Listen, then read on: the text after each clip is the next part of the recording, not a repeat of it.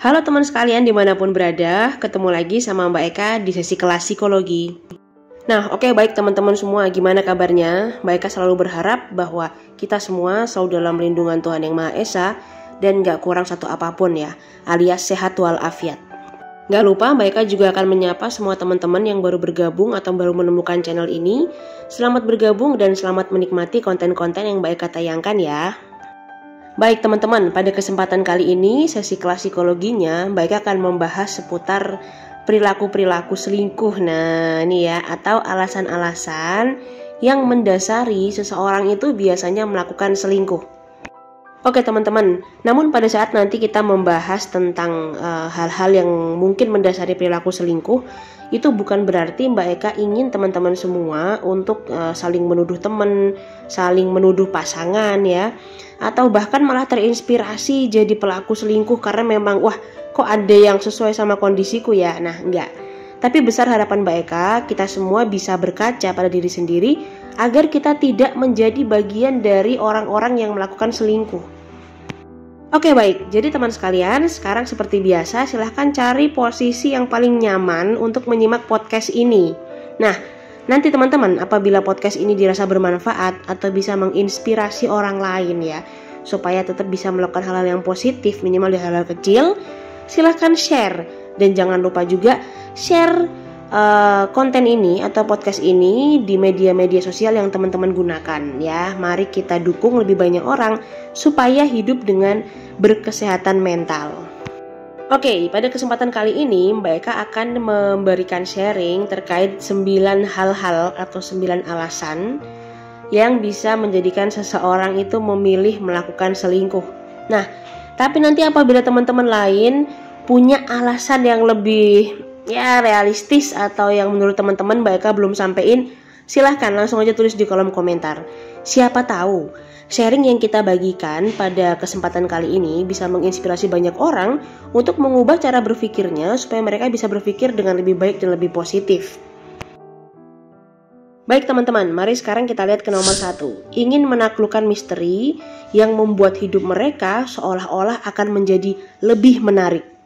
Orang-orang dengan karakter seperti ini biasanya memiliki pemikiran bahwa membangun hubungan dengan orang lain itu seperti memecahkan teka-teki. Artinya, pada saat dia sudah selesai atau sudah mendapatkan seseorang yang ia incar ya, atau yang dia inginkan, maka dia harus pindah ke orang lain lagi. Dengan cara apa? Ya tadi tujuannya untuk memecahkan misteri dengan cara mendekati, dengan cara merayu dan lain sebagainya. Namun jangan sampai orang yang berikutnya ini dapat terus ternyata dia sadar bahwa dia cuma dijadikan semacam mystery box gitu ya, atau mystery guest. Nah karena apa? Pada saat sudah didapatkan maka secara otomatis pasangan yang didapatkan entah itu cewek atau cowok akan ditinggalkan begitu saja. Nah masalahnya kalau orang yang didapatkan tadi ya oleh si penakluk misteri itu siap mental, kalau enggak bisa berdampak buruk, bahkan sampai ingin mengakhiri hidup ya. Semoga kita semua terhindar dari ciri-ciri nomor 1. Yang nomor 2 teman-teman, nah biasanya ingin mempelajari berbagai hal baru yang tidak didapat dari pasangannya saat ini. Ya, namanya juga sudah berumah tangga ya, namanya sudah memutuskan untuk berkomitmen. Terkadang orang tua atau sesama pasangan itu mereka lupa bahwa mereka masih tetap harus menjalin komunikasi yang hangat. Nah jadi karena nggak ada komunikasi yang positif, komunikasi yang hangat, kita nggak ngerti maunya pasangan kita apa misalnya kayak gitu. Atau kita ngerti nggak sih bahwa pasangan kita tuh bisa nggak ngelakuin yang kita mau dan lain sebagainya. Nah hal-hal itu biasanya diremehkan sehingga salah satu pasangan pasti pilih jalan pintas untuk ya udahlah cari orang lain ya yang sepemikiran sama dia menurutnya dan mau untuk melakukan hal-hal yang dia inginkan. Kalau modelnya begitu atau salah satu pasangan sudah punya pemikiran yang seperti itu, Mbak Eka jamin deh pasti rumah tangganya nggak jauh-jauh dari kata ribut atau kata berantem. Karena apa? Tidak akan pernah ada kesepakatan yang dicapai. Jadi yang ada selalu berat sebelah karena ngerasa masing-masing pasangan tidak berfungsi sebagaimana mestinya. Selanjutnya teman-teman, kita ke nomor 3. Nah ini ingin merubah image atau status sosial. Biasanya terjadi karena dipengaruhi oleh lingkungan sekitar atau karena terpengaruh oleh lingkungan sekitar. Terpengaruh oleh lingkungan sekitar itu biasanya selalu dijadikan senjata utama ya ketika kita menghadapi sesuatu yang buruk atau sesuatu yang tidak kita inginkan terjadi. Namun teman-teman, baiklah percaya satu hal, apabila kita memilih lingkungan kemudian itu sesuai dengan diri kita, nah maka itu adalah cerminan dari karakter diri kita sendiri teman-teman. Ya meskipun gak menutup kemungkinan bahwa kadang kita ada di lingkungan yang keliru ya, atau malah kita ada di lingkungan yang orang-orangnya terlalu baik, jadi kita harus mengikuti cara mereka. Nah beruntung kalau kita dapat lingkungan yang terlalu positif, jadi kita mau gak mau akan menuju perilaku yang baik. Tapi sayangnya kebanyakan di lapangan yang baik temui, kita dipertemukan dengan orang-orang yang mungkin sesuai dengan karakter kita, yakni orang-orang yang kurang tahan dengan godaan, orang-orang yang kurang bisa memegang prinsip dan lain sebagainya, sampai merasa bahwa komitmen dalam hubungan pernikahan itu adalah sesuatu yang ya nanti deh bisa minta maaf kemudian selesai, ibaratnya seperti itu. Namun pada kenyataannya nggak seperti itu teman-teman. Nah, sebagus apapun gelas kalau sudah pecah, dilem kembali pun tetap meninggalkan bekas. Nah, biasanya seperti itulah perasaan manusia. Tentu di sini Mbak Eka hanya bisa mengingatkan, apabila kita ingin melakukan sesuatu yang melanggar norma atau mengingkari janji, mari teman-teman kita sama-sama mengingat kembali alasan kita memilih untuk jalan bareng, alasan memilih untuk hidup bersama ya. Jadi dikembalikan lagi, kenapa sih aku memilih mati-matian memperjuangkan dia? Kok sekarang cuman dengan gara-gara kepengaruh dari lingkungan, pengen dilihat jago, keren ya, nggak jago kandang misalnya kayak gitu. Jadi teman-teman melakukan hal-hal yang ya akan disesali di kemudian hari. Oke, pikirkan kembali ya. Nah kemudian yang nomor 4 teman-teman, merasa paling tahu atau paling bisa merasionalkan terkait hukum-hukum ketika mereka melakukan selingkuh. Baik, kalau poin 4 ini sampai terjadi, nah Mbak Eka saranin silahkan deh suami istri tersebut saling membahas apa yang dimau dan apa yang diharapkan ya. Karena biasanya untuk mendebat seseorang yang merasa paling tahu terkait dengan hukum, perasaan dan lain sebagainya, susah banget didebat. Nah tapi yang Mbak Eka boleh kasih saran ya, bahwa setiap dari kita masing-masing hidup di dunia ini perlu merasakan namanya kebahagiaan. Nah kebahagiaannya dalam bentuk apa? Minimal dengan ketentraman hati. Karena berdasarkan kasus konseling yang masuk, biasanya kalau seseorang atau rumah tangga itu sudah bertentangan dengan hukum yang dipercayai, nah itu kata-kata yang dilontarkan entah dari salah satu pasangan itu benar-benar akan menjatuhkan namanya harga diri pasangan yang lain. Nah teman-teman, saat kita udah gak punya harga diri atau mindset kita sudah runtuh, sudah jatuh, ya itu naikinya susah banget. Padahal kita semua masih harus melanjutkan hidup dengan baik. Berikutnya nomor 5 teman-teman, di sini ada ingin membalas dendam. Nah alasan ini biasanya sering sekali terjadi pada saat di masa-masa pacaran. Ya, diselingkuhi, kemudian dia jadi bersumpah bahwa akan menyakiti setiap lawan jenis sampai dia puas dan lain sebagainya ya. Kemudian dia juga bersumpah akan menikah dengan banyak pasangan misalnya kayak gitu ya.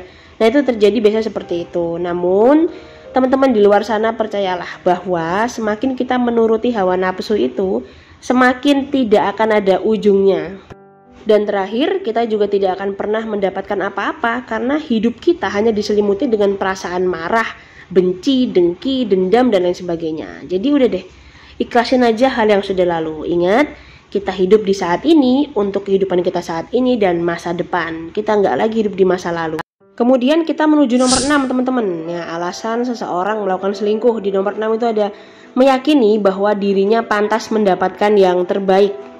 Oke, nah ini agak ribet nih teman-teman ya. Jadi dia selalu ngerasa bahwa dia tidak pantas diperlakukan dengan buruk. Jadi apabila dia mendapatkan pasangannya itu memperlakukan dia dengan buruk, dia tidak dapat apa yang dia mau, ya secara otomatis dia akan langsung berpikir bahwa di luar sana aku bisa dapat yang lebih baik daripada kamu, dan aku berhak mendapatkan itu karena aku udah jadi orang sukses, karena aku udah sangat berusaha dan lain sebagainya. Untuk kasus ini teman-teman, ini Mbak Eka bilang cukup spesial ya. Karena apa? kelihatan banget bentukan dari pola asuh keluarga di rumah. Nah, jadi waspadai kalau dapet pasangan yang memang orang tuanya selalu menuntut dia jadi yang terbaik. Jadi no excuse ya, nggak boleh ada kata minta maaf, dia gagal dan lain sebagainya. Nah, hati-hati. Di rumah tangga pun dia akan memperlakukan hal yang sama seperti ketika dia dulu diperlakukan oleh orang tuanya. Nah, parahnya apabila pola ini dipertahankan, maka ini akan diwariskan kepada anak dan cucunya. Berikutnya di nomor 7 nih ya, ini mungkin bisa dikatakan dengan tipe pemimpi nih, membayangkan akan ada sesuatu yang luar biasa di luar rumah. Nah, jadi di dalam pikirannya itu mungkin bisa Mbak Eka bilang nggak realistis ya, karena dia selalu ngelihat bahwa di luar sana pasti ada yang lebih bagus, ada yang lebih menarik dan lain sebagainya. Nah, tapi mungkin ada yang dilupakan oleh tipe-tipe pasangan yang seperti ini ya. Kalau ada istilah rumput tetangga lebih hijau, nah jangan lupa pasti bayar air untuk nyiram rumputnya juga lebih tinggi teman-teman. Kira-kira kayak gitu ya. Jadi kalau ada pasangan yang agak mengalami halusinasi seperti ini, mohon segera diingatkan itu ya, soal rumput tetangga tadi. Baik, kemudian nomor 8. Nah, ini secara emosional salah satu pasangan merasa bahwa pasangannya tidak hadir secara emosional. Baik teman-teman, biasanya situasi ini terjadi karena masing-masing pasangan sejak awal menikah itu tidak saling meluangkan waktu untuk me time atau quality time berdua. Ya, jadi akhirnya lama-kelamaan lambat laun lupa bermanja-manjaan ya, kemudian lupa makan bareng berdua. Bahkan yang paling parah sampai lupa caranya ketawa bersama. Nah, itu yang udah paling parah sih menurut Mbak Eka ya. Jadi kalau kita tidak mau ada orang lain yang mengisi kekosongan itu, terutama secara emosional ya, silahkan sekarang dirubah cara pandangnya, cara pikirnya. Yuk, mau mulai duluan aja. Pasti pasangan tuh akan peka kok, pasti dia akan ngerti. Jadi kalau kita udah sering memanjakan lagi, atau kita sering nyapa duluan, kita sering ngajak menghabiskan waktu berkualitas berdua, nanti si pasangan ini juga akan ngerti lama-lama, oh ternyata istriku atau ternyata suamiku sekarang udah mulai berubah ya. Nah, kira-kira seperti itu teman-teman. Terakhir di nomor 9, ini ada kerap menyalahkan pasangan atas kegagalan yang dilakukan atau disebabkan oleh diri sendiri. Kadang teman-teman ya, banyak pasangan ya, bukan cuma 1-2, artinya banyak pasangan yang dia ngerasa karena mungkin salah satu pasangannya lebih banyak di rumah, jadi nggak bisa diajak ngobrol, nggak bisa diajak diskusi, nggak ngerti apa pikirannya dan lain sebagainya. Ya sekarang poinnya adalah gimana mau ngerti kalau si pasangan itu juga nggak cerita ke pasangan yang lain ya. Jadi nah akhirnya ketika menghadapi masalah besar, akhirnya yang jadi disalah-salahin misalnya pasangan yang lebih banyak di rumah, entah istrinya apa suaminya, karena dianggap nggak ngerti lah, dianggap kuper dan lain sebagainya. Padahal kegagalan itu terjadi karena yang bersangkutan salah membuat keputusan dan nggak siap dengan konsekuensi yang harus dihadapi. Kalau contoh persoalannya biasanya sih nggak jauh-jauh dari gagal bisnis, gagal investasi, ya, atau ketipuan sama teman sendiri, itu yang paling sering. Atau contoh lain misalnya anaknya gagal di sekolah, nggak ranking, kemudian suka bikin masalah, ya, banyak melakukan hal-hal yang mengecewakan orang tua. Nah, akhirnya pasangan yang punya power lebih kuat menyalahkan pasangan yang powernya lebih lemah. Padahal kita nggak bisa memungkiri bahwa setiap anak yang lahir itu pasti akan mengadaptasi perilaku-perilaku dari figur terdekatnya. Bisa jadi kalau dia tinggal lebih lama dengan eyangnya ya eyangnya, bisa jadi dengan ayah ibunya ya ayah ibunya, atau dengan pengasuhnya, susternya dan lain sebagainya ya. Jadi kira-kira seperti itu teman-teman. Nah oke teman-teman semua, itu tadi kelas psikologi kita pada sesi dan kesempatan kali ini. Semoga bermanfaat, semoga ada yang bisa diambil sisi positifnya gitu teman-teman. Nah apabila bermanfaat, nggak usah ragu, nggak usah takut atau nggak usah was-was, langsung share ke media sosial yang teman-teman gunakan ya, supaya lebih banyak orang yang ngerti dan belajar tentang ilmu psikologi. Kenapa? Karena kita semua pengen hidup dengan bahagia dan nyaman di usia tua. Jadi sebanyak-banyaknya kita ajak orang untuk lebih mengerti tentang diri sendiri, tentang berperilaku kepada orang lain, dan tetap beradaptasi dengan berbagai perubahan di lingkungan sosial. Baik, terima kasih banyak. Titip salam kepada orang-orang tercinta dan terkasih yang ada di sekitar teman-teman semua. Sampai jumpa lagi pada video atau podcast-podcast yang lain. Dadah!